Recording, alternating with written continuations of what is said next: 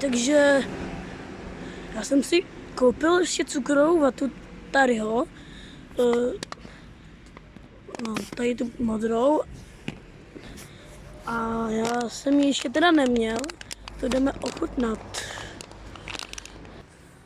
Okay, máme tady takovouhle na tu, takovouhle tetovačku.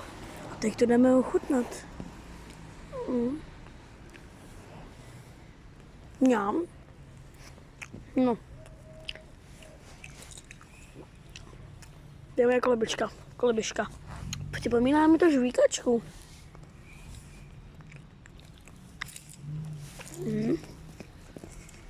Je to docela dobrý. Tak, pokud chcete, abych uhnul ještě jablko a další příchodě, tak dejte aspoň 5 lajků a ahoj.